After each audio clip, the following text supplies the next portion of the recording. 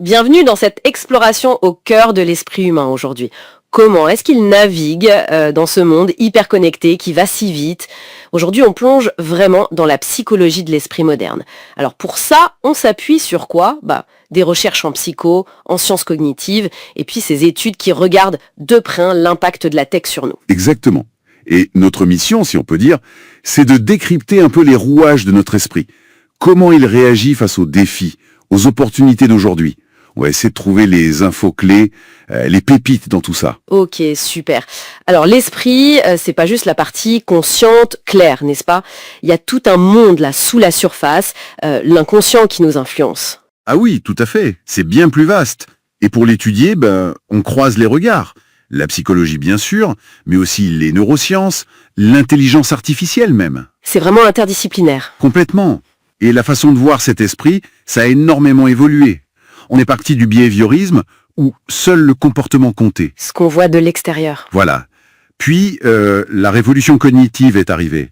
Là, on a commencé à imaginer ce qui se passe dedans, les processus mentaux, un peu comme un ordinateur. Après, le connexionnisme, plus proche du fonctionnement neuronal, du cerveau. Et maintenant, on mélange tout ça, neurosciences, IA. L'esprit, c'est plus une boîte noire inaccessible. D'accord. Et là-dessus arrive un énorme changement, le numérique. Alors, il y a des bons côtés, faut le dire. Oui, bien sûr. Des outils pour apprendre, des jeux qui peuvent stimuler l'attention, la mémoire. Oui, la résolution de problèmes aussi parfois. Mais ce qui est frappant dans les études récentes, c'est cette idée de fuite cérébrale. Le brain drain. Ah oui, ça c'est intéressant. L'idée que, juste parce que le smartphone est là, posé sur la table, même étant, ça nous pompe une partie de nos capacités cognitives. C'est fou. Et c'est ça. Comme si une partie de notre attention était déjà prise juste par sa présence. Et ça s'ajoute à la difficulté de se concentrer, le multitâche qui est souvent moins efficace qu'on croit. On se sent plus éparpillé, quoi. Exactement. Et ça ne touche pas que le cognitif. Ça s'étend au bien-être mental, social. C'est le paradoxe dont on parle souvent. Oui, on a plein d'outils pour communiquer, et pourtant, parfois, on se sent plus seul, où les liens sont moins profonds. Et les réseaux sociaux, alors là, c'est un sujet en soi. On voit des liens établis avec l'anxiété, la dépression, surtout chez les jeunes. Oui, les chiffres sont parfois inquiétants. Il y a cette stat qui m'a marqué, plus 13% de risque de symptômes dépressifs chez les ados pour chaque heure par jour sur les réseaux. C'est énorme. Oui, c'est significatif. Sans parler de la comparaison sociale, le FOMO, le cyberharcèlement, et l'impact sur le sommeil avec la lumière bleue, etc. Et au cœur de ça, il y a les algorithmes, n'est-ce pas? Ah, les algorithmes. Oui, ils sont centraux. Souvent, ils sont conçus pour quoi? Pour nous accrocher? Pour capter notre attention. Exactement. En stimulant le circuit de la récompense, la dopamine, ça peut mener à une utilisation un peu compulsive. Et puis, il y a l'effet bulle de filtre. On ne voit plus que ce qui confirme nos idées. En gros, oui. Ça limite la diversité des points de vue. Et le truc, c'est que souvent, on ne sait pas comment ils nous influencent précisément. Ça redevient une sorte de boîte noire, mais technologique cette fois. Une forme de manipulation psychologique, en fait. C'est vertigineux. Et tout ça, ça se passe dans un monde qui bouge aussi avec la mondialisation. Ça nous transforme aussi psychologiquement. Absolument. L'exposition à plein de cultures différentes, c'est à double tranchant. Comment ça?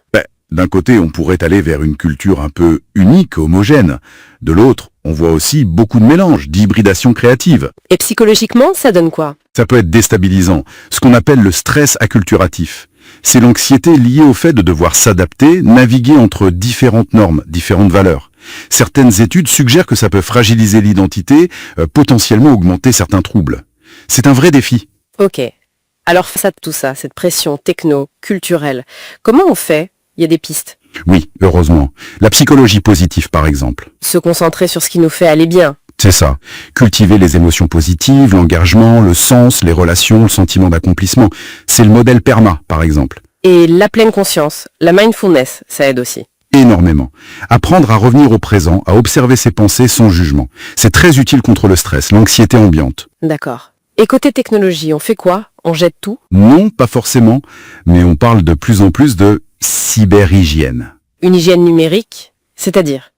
Utiliser la technologie de façon plus consciente, plus intentionnelle, mettre des limites au temps d'écran, surtout avant de dormir, c'est crucial pour le sommeil. Choisir ce qu'on regarde, faire des pauses. Voilà, des pauses déconnectées, régulières. C'est un peu comme reprendre le contrôle, protéger son espace mental face à des outils faits pour nous solliciter non-stop. Ça soulève aussi des questions éthiques, j'imagine. Ah oui, fondamental. La manipulation psychologique par le marketing, les biais dans les IA qui peuvent discriminer, la protection de nos données, le consentement. Il faut vraiment intégrer l'éthique dès la conception des technologies. C'est un vaste chantier. Effectivement. Alors, si on essaie de synthétiser, ce qui ressort, c'est cette incroyable plasticité de notre esprit, sa capacité d'adaptation, mais aussi sa vulnérabilité. Comprendre comment tout ça fonctionne, c'est vraiment la première étape. Donc en gros, ce qu'on peut retenir, c'est que notre bien-être mental, aujourd'hui, ça demande une certaine vigilance, des stratégies actives, il faut muscler notre esprit critique, notre résilience. Tout à fait. Et pour laisser une question en suspens, une question qui est vraiment au cœur des débats actuels, c'est comment on fait individuellement et collectivement pour garder notre souveraineté mentale, notre capacité à choisir, à penser librement, face à des technologies, des algos, toujours plus malins pour influencer nos pensées, nos choix les plus profonds. Voilà de quoi réfléchir.